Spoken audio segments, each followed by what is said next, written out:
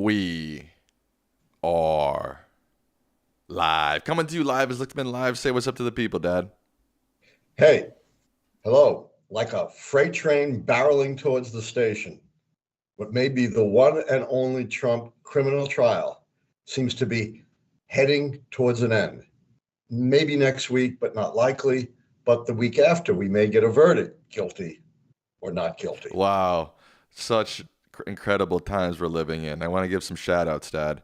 I want to give shout out to Vacuum Tubes for Hi-Fi, Will Strumacher, Linda Fuscos, Patrick Murray, President Belichick, Jim Blowers, Melissa Lazon, Owen Valdala, George Miller, Hunter Westbrook. Nolan says, "Hi, Professor." Dr. Ash says, "Good evening, Professor." BB Good to hear from you all. BB Gem says, "I completely respect Allan Lichtman. Your son is spot on." Spot on about what? I don't know. RBC, The Smoking Cat, 13 Keys Tracker, M90s, Michael Colicchio, Ross Goldberg, Kevin. Thank you all for joining us. As my dad... All right, I got an important question. Oh, go ahead. Karen Strickler on. I don't know. I haven't seen her yet. Okay. As my father alluded to, or not alluded to, explicitly stated in the beginning, we're in the midst of a trial of a former president. My dad and I were kind of... a major party presidential candidate. Don't forget that. I won't forget that. And my dad and I were kind of chatting. Dad, are people bored with this trial? You said early on, it's a shame they don't have cameras in. I think you were right. Yeah. I mean, the OJ trial back in the 90s, just a little after you were born, Sam, I think. So you probably didn't see it, but it had us riveted because it was televised. It was a long, one could say in many cases, all trials are boring. I've testified in 110 of them, and all my trials, of course, are boring. But it was televised, and it was riveting. Now it's not televised. We can't follow what's going on, so it doesn't capture our attention in precisely the same way. And we have to rely on the reporting, what those who are in the room have to say. And of course, that's highly dependent on the spin that they put on it. We don't get the unvarnished testimony unless, somehow we can get our hands on the transcript and plow through it. But even I'm not anal enough to do that, to tell you the truth. And that doesn't really capture what goes on in the courtroom anyway. And I listened to the commentators after this critical day, a day-long cross-examination by Donald Trump's lawyer, Todd Blash, of Michael Cohen, and they're all over the map. Some of them say, by golly, he landed fatal blows. This has been has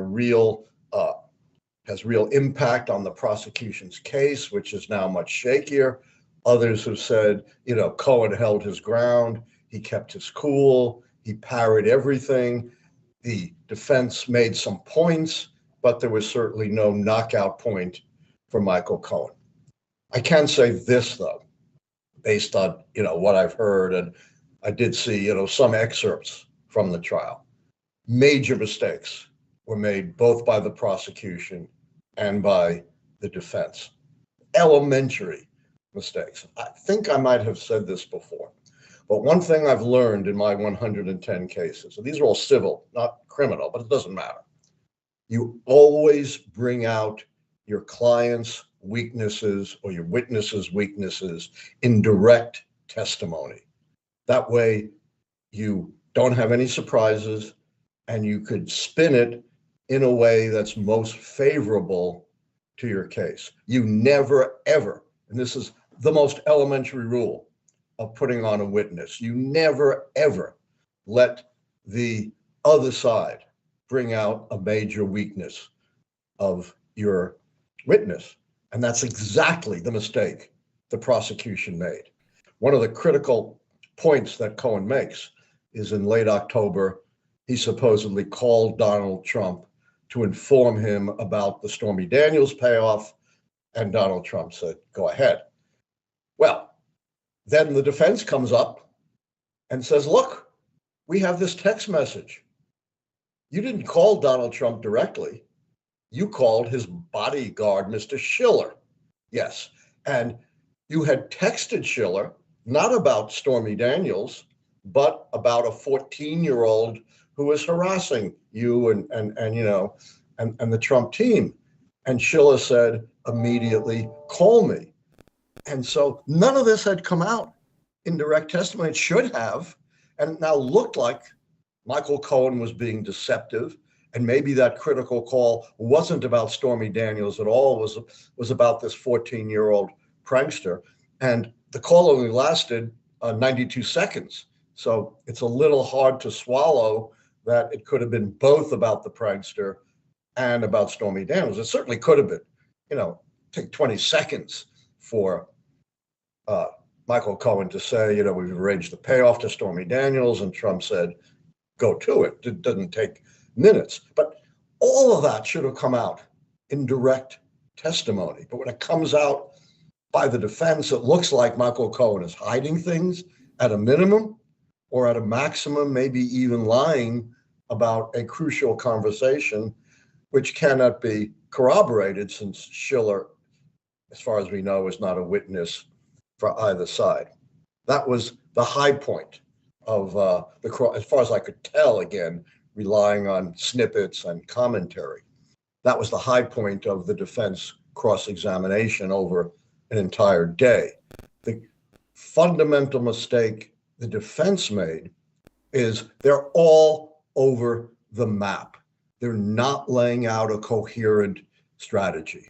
You know, they're talking about Michael Cohen, his conviction for, I think, for tax evasion and what he said about that. And they spent a huge amount of time on something that has nothing to do with what's going on here. And yes, we know Michael Cohen has lied multiple times. You don't need to belabor that for 2 hours.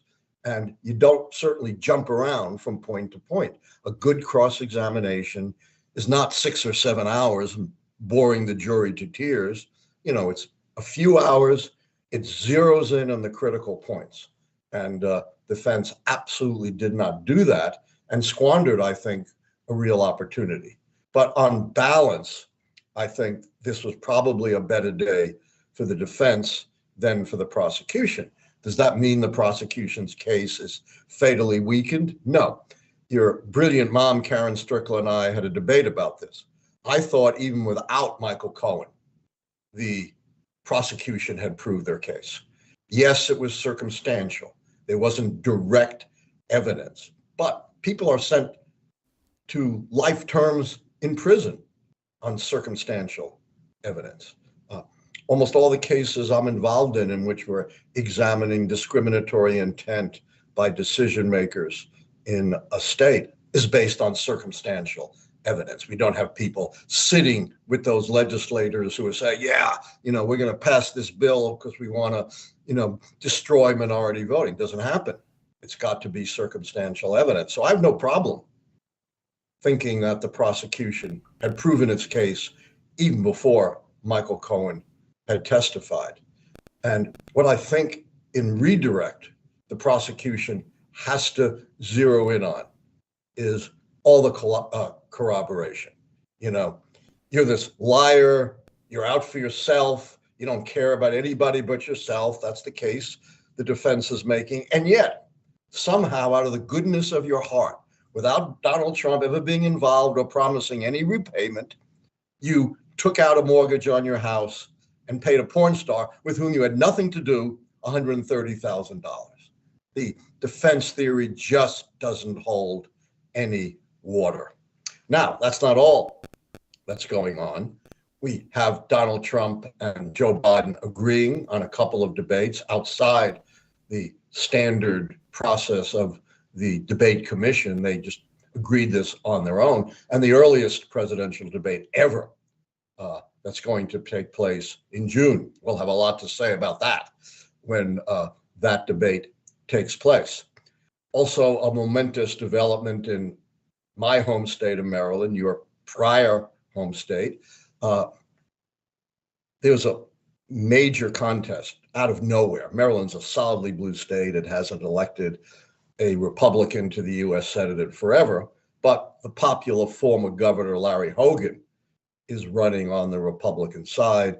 And for a lot of pundits, that raises a question of whether Maryland could in fact elect a Republican, which almost would guarantee Republican control of the Senate. And there was a huge contentious primary between the county executive of Prince George's County, Angela Alsobrooks, an African-American woman, and a white male, David Trone, who's very rich. He runs a string of liquor stores. And he spent $61 million on a primary in a small state, and he still lost. And he lost overwhelmingly to Angela Alsobrooks, the African-American woman, which shows the power of the African-American vote, as we've seen in a lot of border and southern states in Democratic primaries. And the big question, of course, on the one hand, is Maryland ready to elect a Republican? And on the other hand, is Maryland ready to elect an African-American woman? The other thing, Hogan is kind of posed as a moderate. He's even taken a pro-choice position. Totally irrelevant. Whatever Hogan might stand for counts for zero in this campaign. What's the only thing that matters in the Maryland Senate election, Sam?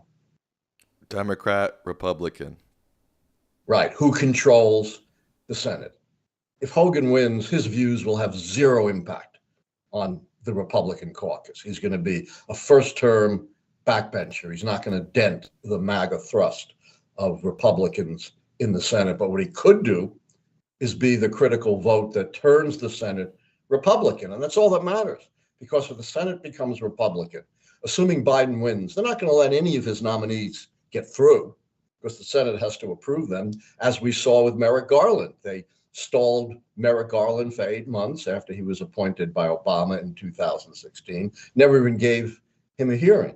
If Trump wins, that means every appointee that Trump makes, no matter how extreme, is going to get rubber stamped by the Senate. So forget anything that Hogan says. It's all irrelevant. The only thing that matters in this Maryland election is whether or not the Democrat or Republican wins, which could decide who controls the U.S. Senate. It's just that close. And Republicans are already going to be +1. In what state, Sam, do you know that pretty well guaranteed to flip from having a conservative Democrat to having a Republican? West Virginia. Very good. West Virginia. Joe Manchin apparently is the only Democrat who can win in West Virginia, and he's retiring. So that is almost certainly a flip.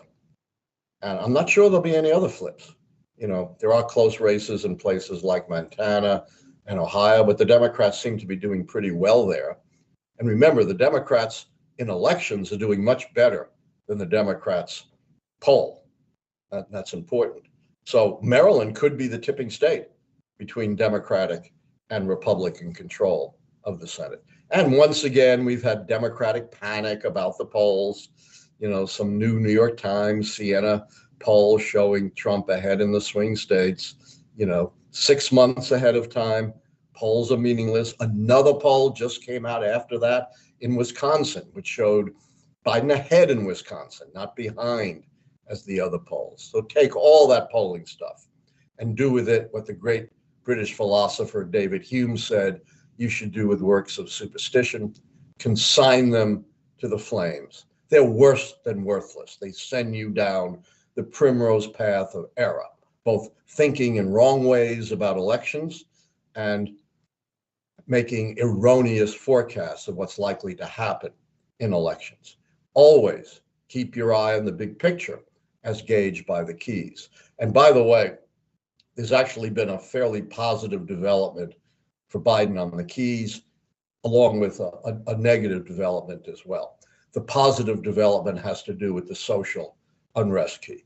As you very sagaciously pointed out, these campus protests would likely diminish once school was out and the students dissipated back to their homes. And that does seem to be the case.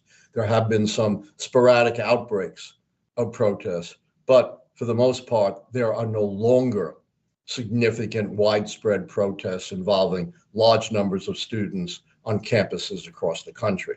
The bad news is things are going really sour in Ukraine. That's not Biden's fault. That problem is laid squarely on the Republicans in the House, who delayed for months aid to Ukraine. But nonetheless, the key doesn't apply to Republicans in the House. The key applies to the president.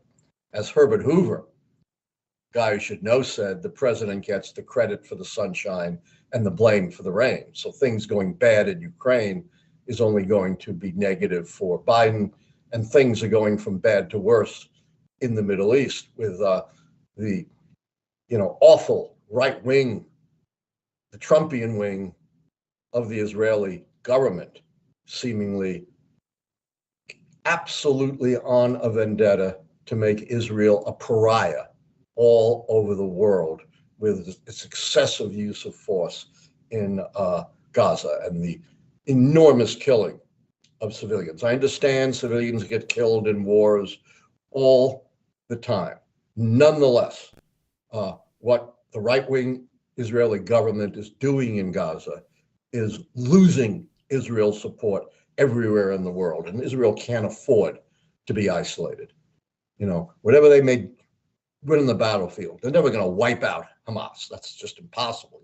You wipe out some fighters, you get more joining, particularly since you're antagonizing all the Palestinian peoples, you're creating more terrorists. Whatever they might do in warfare is more than counterbalanced by the way in which Israel is isolating itself all over the world, and that's tragic. All right, you ready to get to some questions, Dad? That was quite the intro. I was riveted the entire time. All right. How many viewers do we have? We have 300 people watching. Oh, pretty good. Pretty good, huh? Yeah. And let me say, as always, you want to keep us on the air, become members. It costs less per month than a milkshake, and donate. Well, Blake Grisham just donated $100, so thank you for that, Blake. We'll get to your question in a little bit. There was a $75 donation from Vacuum Tubes for Hi-Fi earlier before we started. They say vacuum tubes must be an old person like me. When was the last time we had vacuum tubes? I don't even know what that is. I don't even know what a vacuum tube is. Exactly. Yeah. It's before we had transistors. The filmmaker Michael Moore believes Biden will lose in November if he does not change course on Israel due to alienation of young and Muslim voters, especially in Michigan. Do you share Moore's concern? If so, how does it translate into the keys? Moore is a great filmmaker who knows nothing about how to predict elections. What's his model? What's his system? It's just Michael Moore spouting off the top of his head, which has no basis in any successful model of how elections really work or any successful prediction model.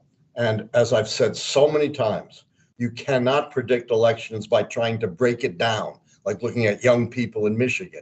Yeah, if he turns about face on Gaza, he might win some more young people in Michigan, but how many old Jewish guys like me will he lose? That's why that kind of approach, it's worse than meaningless. It's entirely misleading. And to this point, unless it results in widespread social unrest, it has no impact on the keys.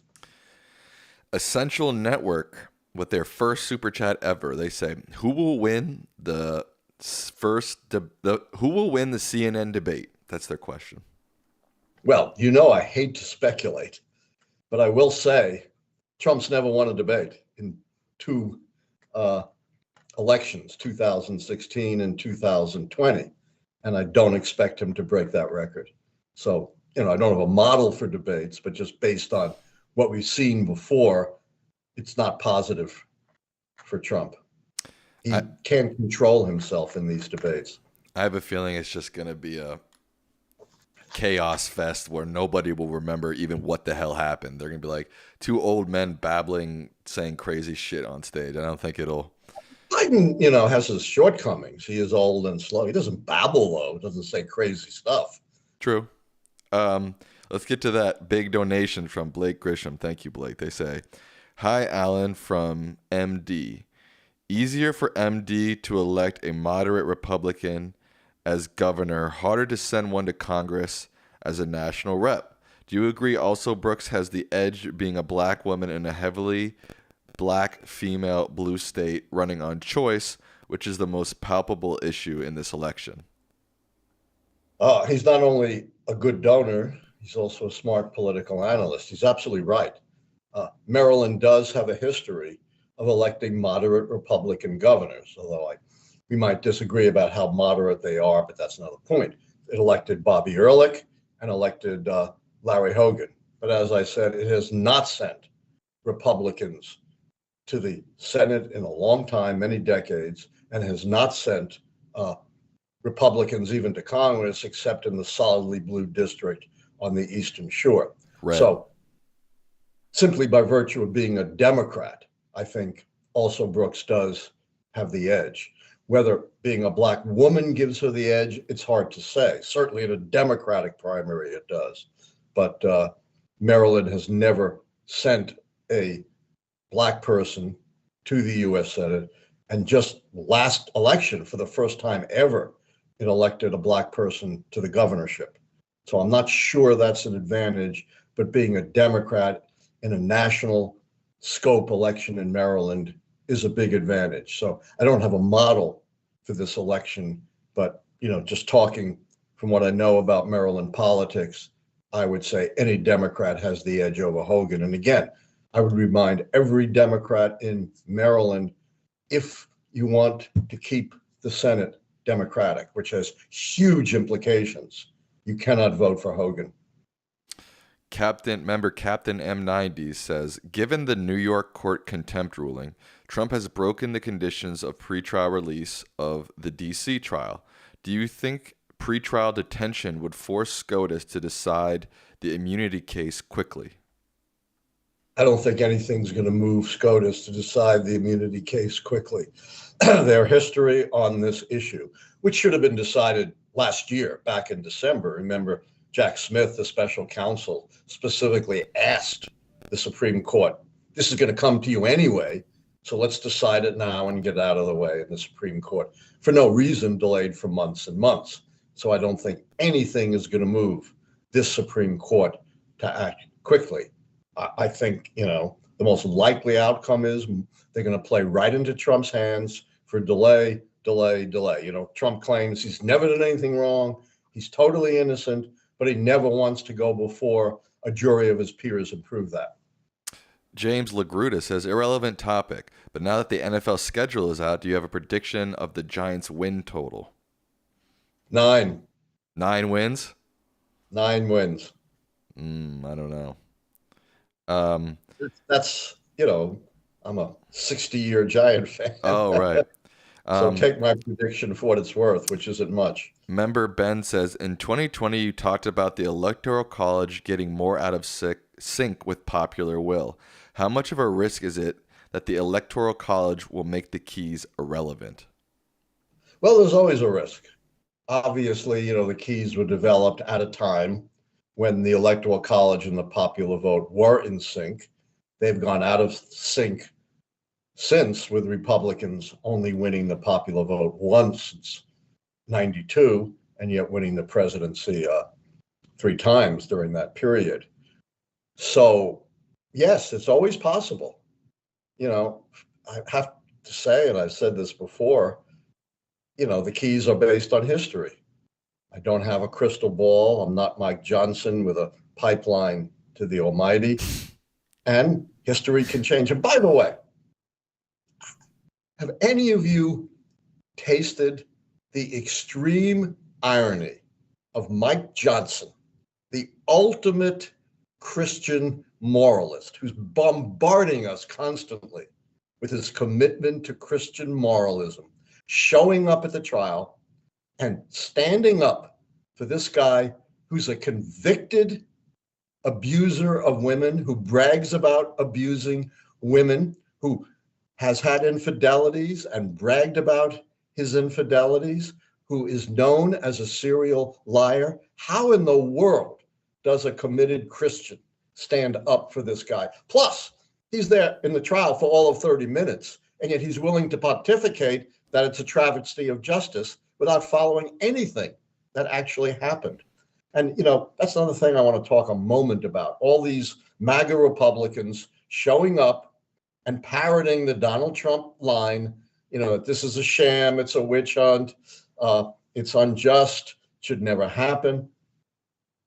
Never, ever addressing any of the substance of what Donald Trump is being charged with any of the evidence and why, in fact, he is sitting on the criminal dock to be judged by a jury of his peers. You know, for decades, the Republicans claimed to be the party of the Constitution, the party of law and order, the party of law enforcement, and here they are, totally trashing the law enforcement and jury system that is the backbone of the American Republic, just in order to kiss the ring of Donald Trump. It's one of the most disgusting spectacles I've seen in a long time.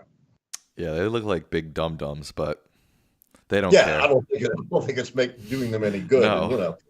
And, it's a bunch of white people, almost all white men too. I think they, found one black guy to bring out.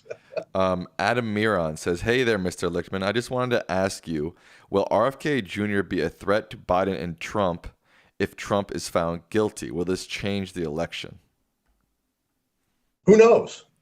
As I've said, the keys are based on history. They're very robust because they go all the way back to 1860 and prospectively back to 1984. But something as momentous and unprecedented as a former president, and as the media keeps forgetting, the only major party presidential candidate as well to be convicted of a felony, who knows how that could affect the keys. I would think it could diminish support for RFK Jr. and therefore help keep that key from turning against Biden. But we're in uncharted territory. And of course, we have no idea what the jury is going to decide. And as I said, both prosecutors and defense attorneys have made very serious mistakes in this case, but it is the prosecution that does have the burden of proof. Floor asks, Trump is attacking RFK. Could it be because Trump-leaning voters have a positive opinion of RFK, while Biden-leading voters have a negative opinion of RFK Jr., that is? There's no way of telling, by looking at the polling, which of course, has all the problems I've always talked about, where RFK Jr. polls, particularly 6 months out from the election. So Trump goes after anyone who's not a Trump loyalist. And unless RFK Jr. comes out and endorses Donald Trump, makes a pilgrimage to Mar-a-Lago, and bows down in front of the emperor, he's going to attack him. Jim Blowers says, Trump leads Biden by an average of 5 points in polls, and election results favor Democrats by 5 points over polls. Would this mean a tie? There's no such 5-point lead in the national polls. I just looked yesterday at the 5:30, and again, I'm not endorsing the polls, but since you're citing them, I want to make sure we're accurate about what the meaningless polls show. And that is Trump is 0.7%, 0.7 of a percentage point ahead of Biden in the national polling, not 5 points ahead of Biden in the national polls. In fact, there are a number of recent polls that show Biden slightly ahead. That's why essentially the average of the polls shows a dead heat. So if we posit that the Democrats run in actual elections 5% ahead of the polls, then Biden really has a 5% lead. So I just wanted to make sure we're right about what the polls are actually showing, even though I'm not endorsing it. El Vlog de Luis Enrique says, the key no foreign/military failure leans towards false. What was the foreign military failure, and what does Biden have to do for it to be true? Yes, it definitely leads towards false. I agree with that, although I haven't called it definitively, but things are not going well in Ukraine and in the Middle East. Biden is doing what he can. He doesn't. These are not American wars. These are wars involving only foreign actors, and there's only so much Biden can do. As I've said many times, Biden is not the prime minister of Israel. He's the president of the United States. And yes, he has leverage, but doesn't control what Israel does. And we have limited leverage in the war of Ukraine. Biden's doing what he can in Ukraine, against Republican opposition that held it up for months. He's finally gotten the aid package. He's sending aid to Ukraine as fast as we can. There may even be NATO trainers now sent to Ukraine to help train the Ukrainians. And he's been trying as hard as he can to do the one thing that would make a difference in the Middle East, and that is to get a ceasefire and a release of the hostages. And you have two extremists standing in the way. You have the extremists in the Hamas leadership, and you have the extremists in the Netanyahu right-wing war cabinet. Who's Netanyahu? I've I've never heard of anybody named never heard of Netanyahu. him. No, Ever never. heard of Netanyahu? Oh, Netanyahu. That guy. Oh, that guy. Oh, you 13. gotta give me some slack, you know. Well, people might not know. You say Netanyahu, people might be going, "Who the heck is Netanyahu?" You've only corrected me once in over half an hour, and that's pretty good. Pretty good. 13 Keys Tracker says, "Can you please mention the 13 Keys Tracker website in your new book so more people will know about it?" Can you say what it is, Sam? I'm happy to have people know about it, but I can't give them the URL. He wants you to put it in, or they want you to put it in your. It's new not book. going to be in my book. Okay, there's your answer. The book is already written. 13 Keys Tracker can put his URL in the chat. I don't know what it is off the top of my head. I don't know what it is either, but we're happy to publicize it. Theo Meal member. Remember, if you're a member or if you donate, your questions get priority. It's always free to interact. It's always free to watch, but members and donations get priority. So Theo Meal, one of our members, gets priority, and they want to know. He does. Or she. Or they. Could Biden's deficit in the polls turn Keys by itself through destroying his political capital? No, there's no key that's simply based on the polls. If you did that, you'd obviously be predicting Hillary Clinton in 2016. You'd be predicting Mitt Romney in 2012. You'd be predicting Michael Dukakis in 1988. There you go. Real American 73 says, when was the last time a third-party candidate flipped the third-party key without participating in the debates? Does this lessen RFK's chance of flipping the key? I guess him not. Very smart question, and the answer is yes. Obviously, if you participate in the debates as a third-party candidate, that gives you a certain cachet that you wouldn't otherwise have. Who was the one and only third-party candidate ever to participate in the debates? Ross Perot. God, you got every question right. You nailed them all. Ross Perot in 1992, and except for Teddy Roosevelt way back in 1912, a former president running a third party, Ross Perot was the highest third party or independent vote getter in American history with 19% of the popular vote. And I have no doubt being involved in the debate contributed to that. He did well in the debates, probably, was a second place finisher overall with Clinton first and H.W. Bush third. And Perot flipped the third party key against George H.W. Bush, the incumbent president. And that was the fatal sixth key that led me to predict correctly Bush's defeat in 1992. So, Sam, another question. Ready? Ross Perot gets 19% of the vote, almost a fifth. How many electoral votes does he get?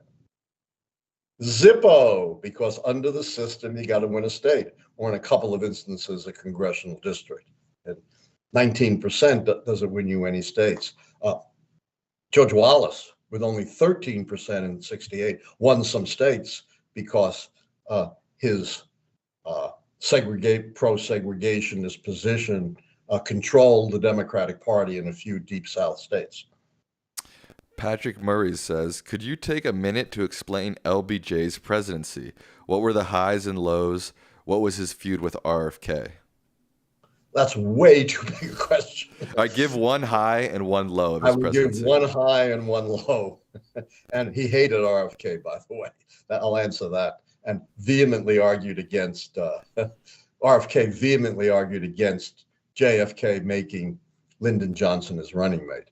But the high, of course, is the Great Society programs, most notably the Civil Rights Act of 64, the Voting Rights Act of 65, Medicaid, and Medicare. The low, what's the low for Lyndon Johnson, Sam? We all know it. Vietnam, a disaster for the nation, the world, and the president. Cameron Kerr says, how do you not consider the Afghanistan withdrawal as a foreign failure for Biden? Would you have felt the same way if it happened under Trump? That's not a fair question at all. That implies somehow my predictions are based upon my political preferences.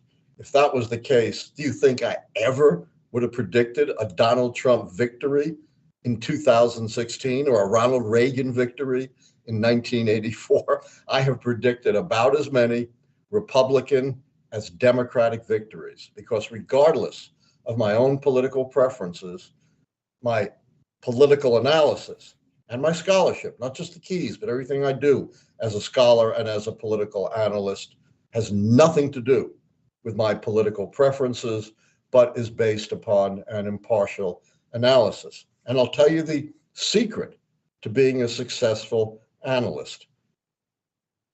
It's not knowing history. They got no history. It's not knowing politics. They got no politics. It's not knowing math. They got to know math. It's keeping your own personal preferences out of your work. So my evaluation of the foreign policy failure key, which I haven't turned yet, has nothing to do with my political preferences. And the reason I haven't called it on Afghanistan is multiple. One, while the withdrawal had bad optics, a lot of that was due to terrible press coverage, but the nation overwhelmingly agreed we had to get out of Afghanistan. So the withdrawal itself was extremely popular. It was just the bad optics that wasn't, and that seems to have been forgotten. Even, the Republican debaters, when there was still Republican debates, weren't talking about that, and it's been entirely overshadowed so far by the wars in Europe and in the Middle East. We'll see. But remember, I have not called that key one way or another, but I have said it leans against Biden. Member Barry Smith asks, has the Biden campaign resolved the Ohio ballot exclusion issue? I think it resolved the Alabama one. I'm not certain. Maybe someone in the audience knows, but I haven't seen an updated report on whether it's resolved the Ohio ballot issue, which is absurd, ridiculous. Absolutely, Ohio could easily make an exception to let a major party candidate get on the ballot. It would be a travesty if they don't. If the success and failure military policies are false and the third party too, the only thing Biden has to do to ensure his victory is avoid a social unrest, ? That's reasonably accurate. Of course, he's got to keep the economy going also, make sure we don't fall into a recession, and continue, which I don't think is an issue, continue to keep his nose clean of any kind of scandal. Jack Tioli says, to overrule the Citizens United Supreme Court case, would Congress have to pass a law making adjustments to the ruling, or would it take an amendment? It's a really good question. The Citizens United ruling from the Supreme Court, for those who are not familiar, basically says corporations and labor unions are people, fictional people, but people under the law. And further, that spending money is speech. So under the First Amendment, corporations, of course, have vastly more money than labor unions, and labor unions can make unlimited political contributions. That all stems back from a 1976 Supreme Court decision, Buckley v. Valeo, which first establishes the idea of money as speech and strikes down the regulation of spending on the part of candidates. So while I'm not a lawyer, as long as those Supreme Court decisions hold, I don't think a statute alone could overturn them. But of course, that would go to the Supreme Court, and would very much depend at the time on the composition of the court. Megan Franken wants to know, so you're saying that the foreign policy keys are gone? No, he's not saying that. I don't think I said that. I don't mumble. I think I said pretty clearly they lean against Biden, but I haven't called them yet. Andrew Ailger says, a Trump convention would not change the dynamic. How is that possible? I didn't say it wouldn't change the dynamic. I said the keys are based on history, and it's certainly possible you can have an event that is so unprecedented and so significant it could have an impact outside the keys. And maybe, we don't know, the conviction of a former president and a major party candidate, which is so unprecedented. No former president or major party candidate has even been charged with a crime, much less convicted. And I indicated that could have a reverberating effect on the keys as well. Certainly, conceivably diminishing support for the third party candidate, and almost certainly making it highly improbable, almost impossible, to then try to pin a scandal on Biden. A lot of political scientists are talking about how the incumbency advantage seems to fade. Are you sure the incumbency keys work this time, considering Trump is virtually an incumbent? We've gone over that before. The thing you got to understand about the keys, there are 13 of them.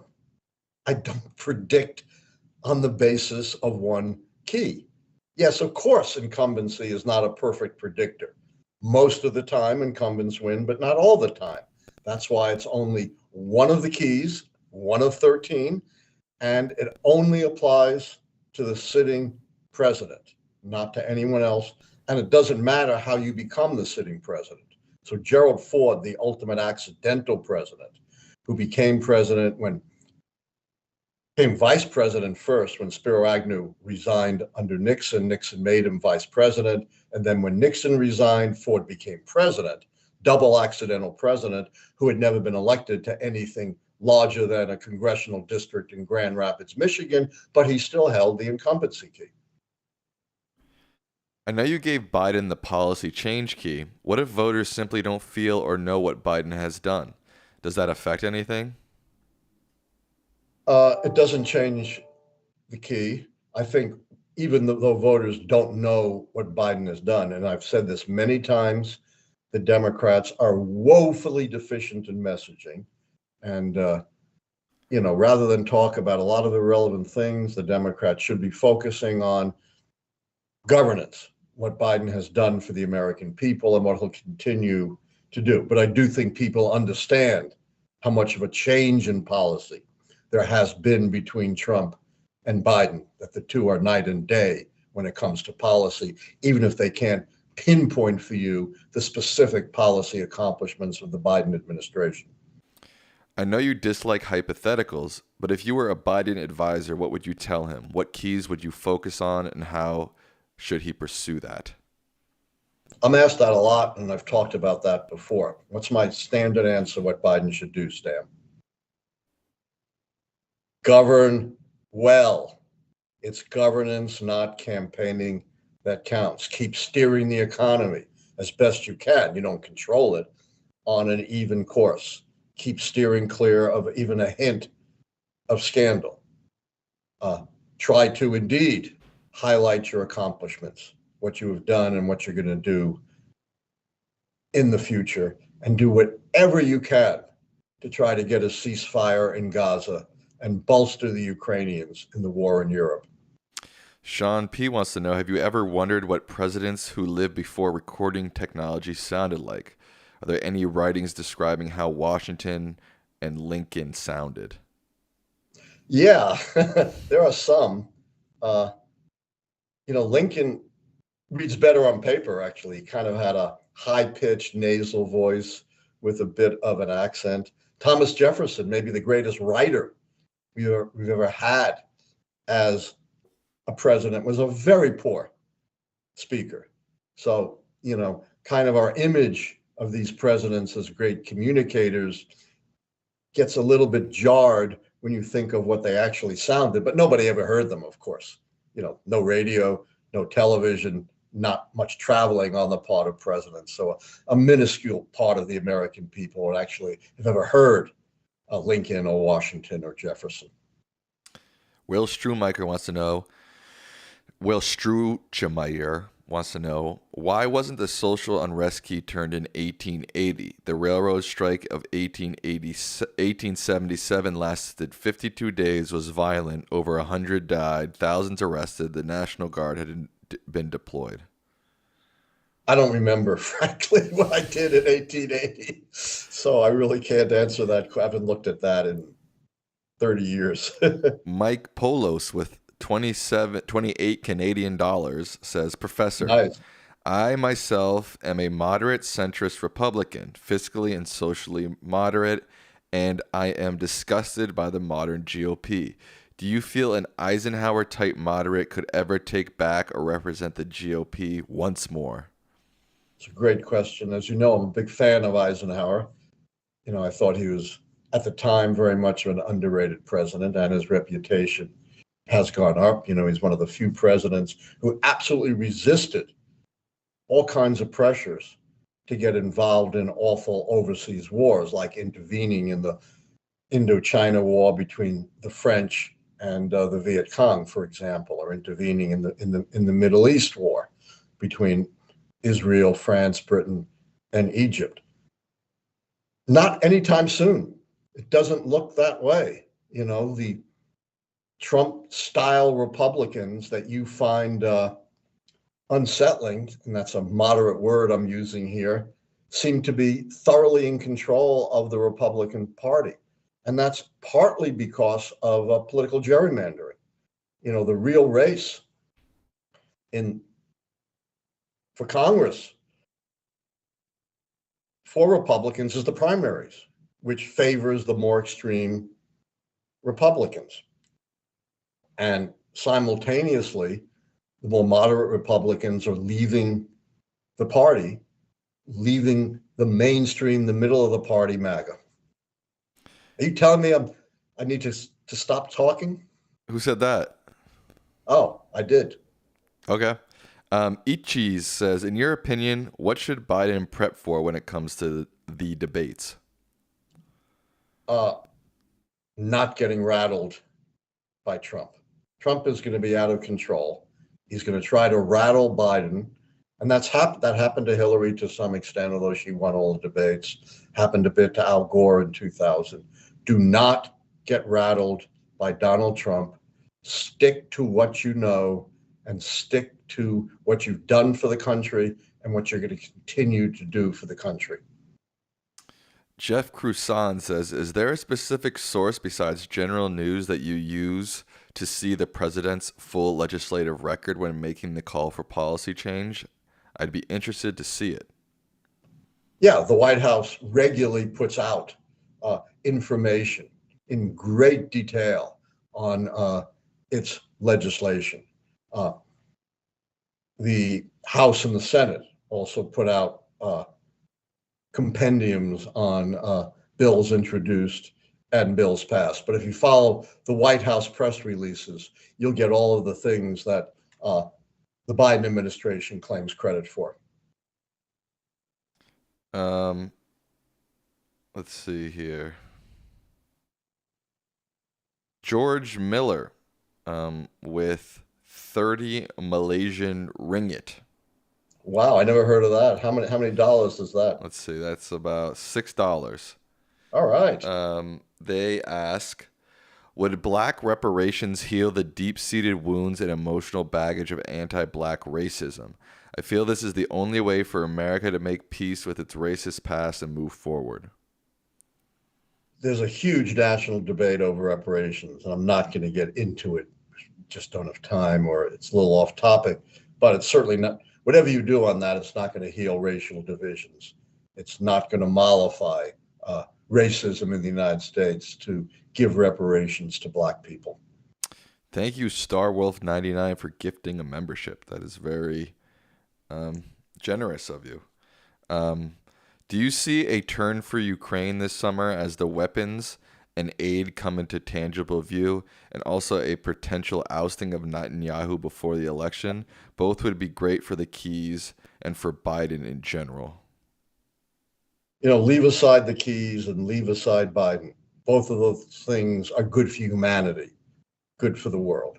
Anything that Ukraine can do to blunt the genocidal aggression of this needless war started by Putin is good for the world, and of course good for Biden and good for America. And anything that could get rid of Netanyahu and have a more rational, moderate government in control of Israel also would be good for Israel and good for America, the world, and Biden. Starwolf99 with their own question. They say the foreign policy keys distinguish between success and lack of failure. If there was a ceasefire between Israel and Hamas, would it have affected number 10 or number 11 or both or neither? Could affect both. Again, I don't like to speculate, and the devil is always in the details about, just what is negotiated in a ceasefire. For example, how long is it, a permanent or a temporary ceasefire? Are all the hostages being released or just some of the hostages? So without knowing the details, as you know, I don't like to speculate, but certainly just purely hypothetically and purely speculatively, clearly, depending on all the details, that could have an effect on either or both keys. Joe Sergniglia says, I've nearly completed the keys to the presidency, first edition. Can you tell me a little more about your co-author, Ken DeCell? How did this collaboration start? We're nearing the end, so I'm going to have to give you the short version. Samuel? Yes. We know your wonderful mother is in competition for Ms. Health and Fitness and absolutely deserves to win that award. While I'm answering this question, can you see where she stands at the moment? No, I've got too much stuff going on. Sorry. Okay. Just keep going. Just keep going. All right. So here's how it happened with Ken DeCell. After I worked out my system with Volodya Kailas-Borak at Caltech, an article got published in the Washington Post saying, odd couple discovers keys to the White House. And I knew it wasn't Felix and Oscar. It had to be the U.S. historian and the Soviet geophysicist. And so I'm thinking, wow, I'm in the newspaper. Maybe I can go pop.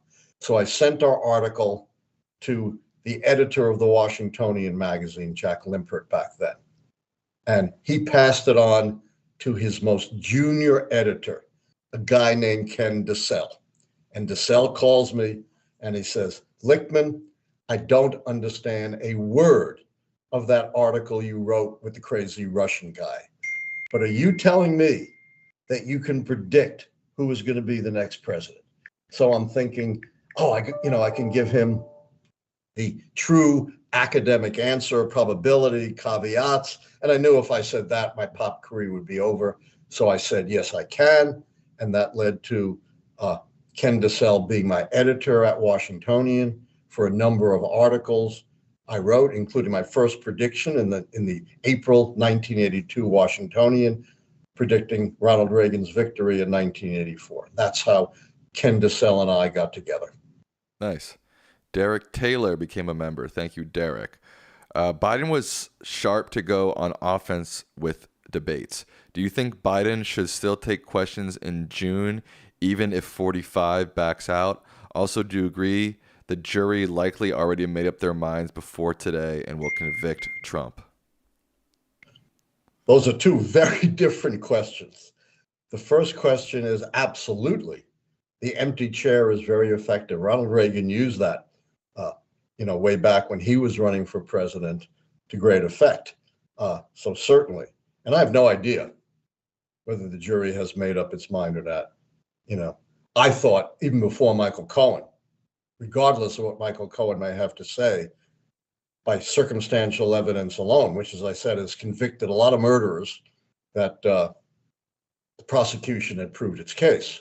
But I have no idea whether the jury would agree or disagree with that. And by the way, Michael Cohen is a pretty reprehensible human being. But who is it that brings down criminal enterprises, Sam? Not so great human beings. Right. It's not librarians and nuns. It's those who are involved in the criminal enterprise. Sammy the Bull Gravano, who may have murdered as many as 30 people. He was a mafia hitman, brought down the John Gotti wing of the mafia. Joseph Valachi, another mafia criminal, was the first one to really expose, way back in the 50s, the mafia conspiracy. So of course, it's going to be people caught up in the criminal enterprise who are not necessarily upstanding citizens who are the ones that are going to supply the evidence. But as I said, from my perspective, based on all the other testimony and the several smoking gun documents and recordings, the case had already been proven. That's just me. Sean P. wants to know, do you think getting degrees in history, including a PhD, is risky since jobs in academia have become so scarce? I hate to say it, but that's true. It is risky. But if you want to teach at the university level, you want to teach history, you need a PhD. If you want to do something else, like work for the government or work for a private outfit that does historical research, you don't need a PhD. You may not even need a master's degree. A BA in history might be sufficient. So only if you really want to teach at the university level do you need to go for a PhD in history, which can take a long time. The average time is 8 years to complete a PhD. I think that's too long, but that's just the numbers. And I have a MFA, which allows you to teach on the collegiate level in the arts. And I dabbled for a little bit in trying to become, a film professor, whatever. And yeah, it's hard. And especially starting out, you can't really make a living even working at one school. You've got to take adjunct jobs at multiple schools. They give you the worst hours, the worst classes, and you really got to grind to even become a lecturer, to be hired. And then from there, you can become tenure track and then eventually tenure. But it's a long process. And then you'll be my age. Yeah, the process has changed. I think they're relying on low-paid adjuncts, and they're not keen to move you up very quickly. And also the issue is there's old motherfuckers like my dad at the top who are there for 60 years, so that's part of the issue. Adjuncts are the last slave labor in America. As you say, they get the worst jobs, the longest hours, and truly, you could make as much flipping burgers at McDonald's. Pretty much. The pay is atrocious. It's miserable. Yeah. Derek Taylor says Mitt Romney said that Biden should pardon Trump. He failed to remember that Nixon pardon didn't help Ford. What do you think? Yeah, it's a totally different situation. Remember, Ford is the same party of Nixon. He was appointed by Nixon. And so the reason he wanted to pardon Nixon was so he could have a presidential term, so that his term would not be consumed by the trials of Richard Nixon.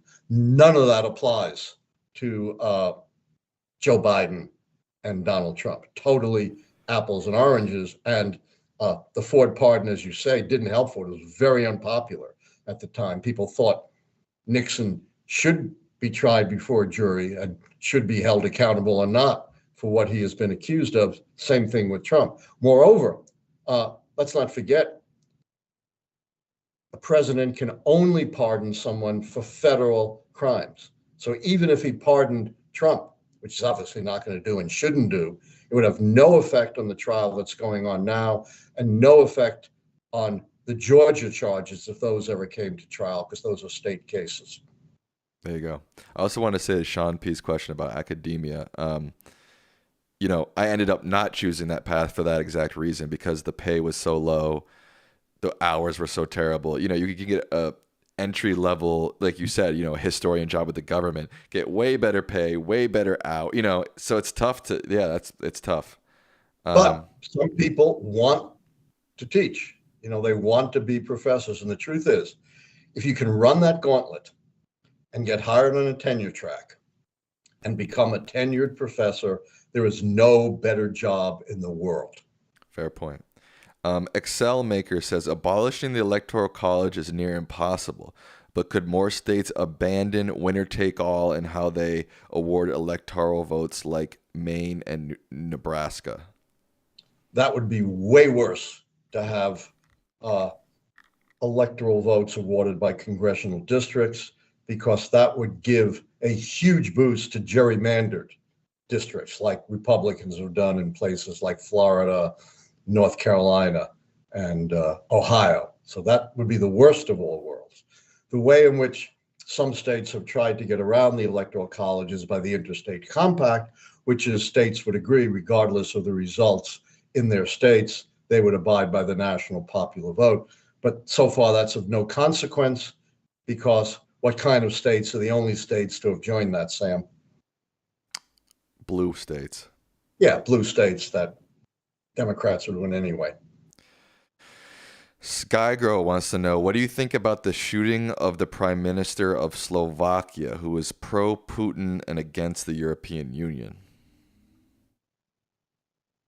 You know, I was strongly opposed to the Prime Minister of Slovakia. I think he was leading his country very much in the wrong direction and being a sycophant to Putin. But I deplore any kind of political violence. That is no way to solve anything. And violence just perpetrates and perpetuates more violence and creates martyrs of those who should not be martyrs. And often violence makes things worse. People think, if you eliminate this person, things will get better. It creates power vacuums. It creates power struggles. It creates wars, Well, look at what's going on in the Middle East. Here's the thing, as I've said many times, both sides have grievances. Both sides have committed violence against one another. And that means both sides believe that they have justification for engaging in violence against the other side. And that makes it very, very difficult, nearly impossible to resolve the conflict. So once you start the cycle of violence, it's very difficult to stop it. Look for how long the violence went on in Northern Ireland, between the Protestants and the Catholics and British being involved, or, sectarian conflicts in Africa and Asia. Violence just begets more violence. Grievance creates more grievance. Axel 19881, thank you for your donation. Thank you for the question. We answered that question in our last short. So if you go to our short, the last one we posted, we answered that question. What if Biden's age is having a quote, scandalous effect? I don't see why one's age, which one has anything to do with a scandal. So I don't see that as affecting the scandal. You remember, back in 1984, there was a lot of talk that Ronald Reagan was too old. He was in early 70s, and age was very different back in the 1980s than it is today. And Ronald Reagan went on to win an overwhelming landslide in 1984. Miles Wolf says, you have described that social unrest has to be sustained, but could a single chaotic incident like January 6th, if that happened during the election year, turn the key? Not impossible if it's big enough. I mean, I haven't really considered that because we don't have precedent for it. But again, I don't like to answer hypotheticals, and that's very hypothetical.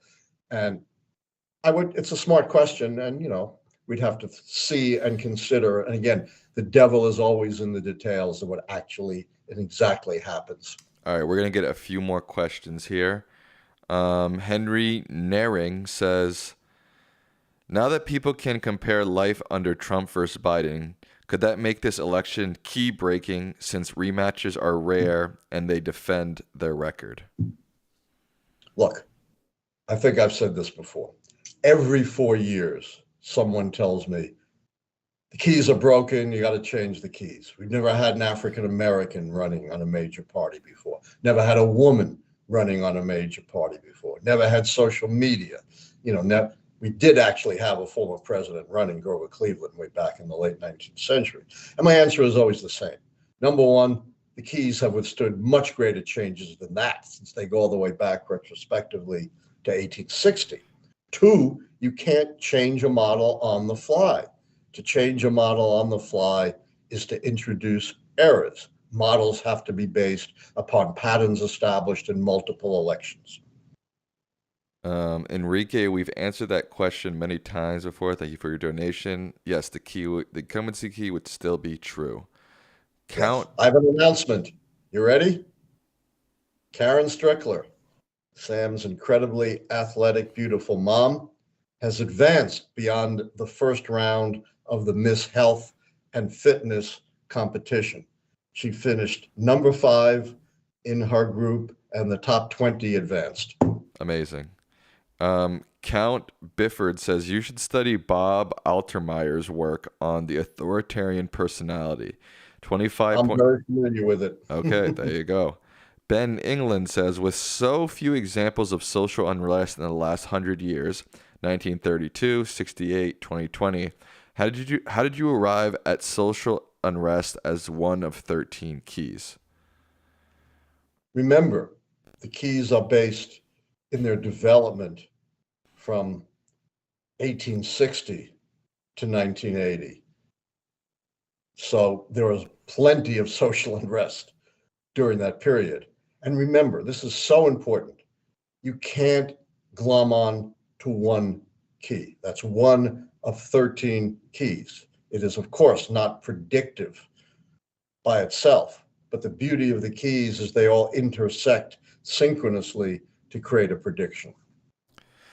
Horatio with 100 Mexican pesos. They say, what's your opinion regarding the Republican primaries in which, although Nikki Haley suspended her campaign 2 months ago, she's still getting 10 to 20% of the vote? Does that mean Trump is weak? It certainly is not an indicator that would suggest Trump is as strong as many would indicate within the Republican Party. Certainly indicates if a suspended candidate is getting 20%, that there is a segment within the Republican Party, which may not show up in polling, but shows up in elections, that is dissatisfied with Trump. The one thing we've learned about, along with other things, but one clear thing we've learned about polling is there is a major difference between what people say in the polls, and that is the surveys, and what they actually do when they go to vote. So this may indicate a glitch in polling for Trump. Thank you, Joseph Trementano, for becoming a member. Easy Attack. So this is what we'll do, Dad. We'll take this member question from Easy Attack. Then we'll take one question from a non-member, non-donation. So if you're non-member, non-donation, put your questions in now, and I'll pick one of the good ones. All right, you're pushing me. I just finished 7 hours of testimony in a civil rights case. 2 more minutes. 2 more minutes. I can do it. Easy Attack wants to know, is 538 Nate Silver's company aggregate bad polls? It's no longer Nate Silver's company. Oh. No. I've not shed a single tear about Nate Silver being booted out of 538. I don't know the circumstances, but goodbye, Nate Silver. It's polling. It's just compiling polls, so it compounds all the problems that you've heard so many times from me analyzing polling on this live show. Okay. Here's a hopeful question from Jordan Marchev. They say 2024 is the election year. More people than ever before will be voting around the world. Does that give you hope for protecting democracy? I have mixed feelings. The more people that vote, clearly that gives me more hope for protecting democracy. But we are seeing a disturbing trend around the world towards more autocracy. We see that in India, which for a long time was the world's largest democracy, but now seems to be tilting more towards autocracy. We see that in Hungary, in Europe, which seems to have very sharply tilted towards autocracy under Orban, who is celebrated by the right wing in the United States, has been brought to their conferences as a great hero. What's so amazing here is Trump and his allies do not disguise what they're going to do. It's not subtle. They're right out there saying, we are essentially going to become dictators if we win this election. Trump said, I'm going to be a dictator on day one. Sam, how many dictators who have been dictators on day one have given up being dictators? Zero. You're a dictator on day one, you're a dictator forever. Trump's even said, in order to ensure my victory, I'm willing to suspend the Constitution of the United States. It's all right there on the open. So I see one trend as positive with more people voting. I see another trend as negative with nations, including the United States, tilting more towards autocracy than democracy. Look at The Economist. It has a tracker on democracy, and it shows throughout the 21st century the declining power of democracy. Less than 10% of the people in the world now live under a fully functioning democracy. All right, with that, we'll wrap it up. We want to just say really quick, my mom, as my dad said, jumped into the top 20 of her fitness campaign. I just posted the link in the chat. So now you got to vote for her to win in the top 20. So that link's in the chat. Zach, thank you for your donation. I'm going to let my dad go. If you remind me next week, I'll ask your question. You don't have to donate again.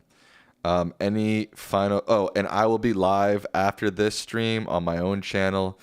You know, mine's not as political. We talk a little bit about politics. We talk about sports. We talk about basketball, football. We talk about life. We talk about all kinds of stuff. That is pinned in the chat. If you click that, click the link, I'll be there.